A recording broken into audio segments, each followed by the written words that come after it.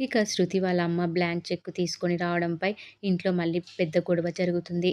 నేను రెస్టారెంట్‌లోనే ఆమెకి చెప్పి పంపించాను కదా! మళ్ళీ ఇంటికెందుకు వచ్చిందని రవి కోప్పడతాడు. కూతురు, అల్లుడు సంతోషంగా ఉండాలనుకోవడంలో తప్పేముందని ప్రభావతి అంటుంది. అయినా ఆమె డబ్బులు ఇవ్వడానికి వచ్చింది నీతో రెస్టారెంట్ పెట్టించడానికి అని అంటుంది ప్రభావతి. అల్లుడికి డబ్బులు ఇవ్వడంలో తప్పేముందని మనోజ్, రోహిణి అంటారు. ఇంతలో బాలు కల్పించుకొని అందరూ నీలా పరాయి సొమ్ము కోసం ఆశపడే వాళ్ళు ఉండరని బాలు అంటాడు. ఇవాళ డబ్బులిస్తారని, రేపు మళ్ళీ దెప్పి పొడుస్తారని మండిపడతాడు. అయినా శృతి వాళ్ళ నాన్న అన్న మాటలు మర్చిపోయారా అని ప్రశ్నిస్తాడు బాలు. నాకెవరి డబ్బులు వద్దని, నా కాళ్ళపై నేను నిలబడిన నాడే రెస్టారెంట్ పెట్టుకుంటానని రవి అంటాడు.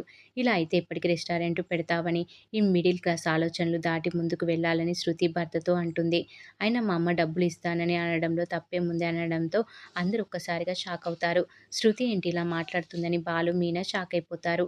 భార్య మాటలు రవిని కూడా ఆలోచింపజేస్తాయి. నువ్వు నన్ను మిడిల్ క్లాస్ అబ్బాయిగా ఉన్నప్పుడే ఇష్టపడి పెళ్లి చేసుకున్నావని, ఇప్పటికిప్పుడు మీ అమ్మ ఇచ్చిన డబ్బులు తీసుకొని రిచ్‌గా కాలేనని రవి తేల్చి చెప్పి లోపలికి వెళ్ళిపోతాడు. భార్య మాటలను ఆలోచిస్తూ ఉన్న రవి దగ్గరికి బాలు, మనోజ్ వస్తారు. "ఏం ఆలోచిస్తున్నావురా?" అని అడుగుతారు. అయినా శృతి ఒకతే కూతురు కదా! వాళ్ళ అమ్మ నాన్న ఆస్తి మొత్తం ఆమెకే వస్తుంది కాబట్టి ఇప్పుడు తీసుకోవడంలో తప్పు లేదని మనోజ్ తమ్ముడికి చెప్పే ప్రయత్నం చేస్తాడు.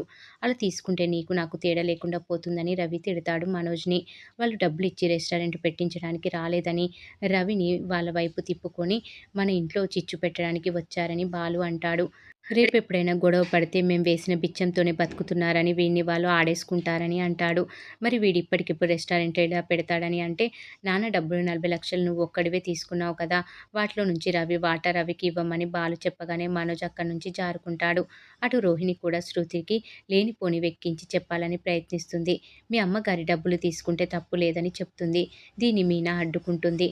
ముందు మీరు మామయ్య గారి దగ్గర తీసుకున్న డబ్బుల నుంచి వాళ్ళ వాటా వాళ్ళకి ఇవ్వండని చెప్పడంతో రోహిణి కూడా అక్కడి నుంచి తప్పించుకొని పారిపోతుంది. ఇక తర్వాత ఓ పెద్ద ఈవెంట్ పూల ఆర్డర్ వచ్చిందని మీనాకు ఈవెంట్ మేనేజర్ ఫోన్ చేసి చెప్తే మీనా వెళ్తుంది. సుమారు 10,00,000 విలువైన ఆర్డర్ అని, చేయగలవా అని అడుగుతాడు మేనేజర్. ఇంత పెద్ద ఆర్డర్ వస్తే ఎందుకు వదులుకుంటానని మీనా సంతోషపడిపోతూ ఉంటుంది. కాకపోతే ₹1,00,000 మాత్రమే అడ్వాన్స్‌గా ఇవ్వగలనని చెప్పడంతో వెనుక ముందు ఆలోచించకుండా మళ్ళీ ఇలాంటి అవకాశం రాదని ఒప్పేసుకుంటుంది మీనా. అయితే అగ్రిమెంట్ మీద సంతకం చేయమని చెప్పి మేనేజర్ సంతకం చేయించుకొని ₹1,00,000 అడ్వాన్స్ ఇస్తాడు. ఆ తర్వాత అక్కడికి వచ్చిన చింతామణి ఈ దెబ్బతో మీనా పని అయిపోయిందని, నేను చెప్పినట్లు చేస్తే కమిషన్ 5% ఎక్కువ ఇస్తానని ఆ మేనేజర్‌కు చింతామణి ఆశ చూపిస్తుంది. సంతోషంతో ఇంటికి వెళ్ళిన మీనా ఈ విషయం బాలుకి చెప్పగా ఆనందంతో గంతులేస్తాడు. అటు బాలుకు కూడా మంచి డ్రైవింగ్ ట్రిప్ పడడంతో సంతోషిస్తాడు. మరి ఏం జరగబోతుంది అనేది రాబోయే ఎపిసోడ్‌లో తెలుసుకుందాం.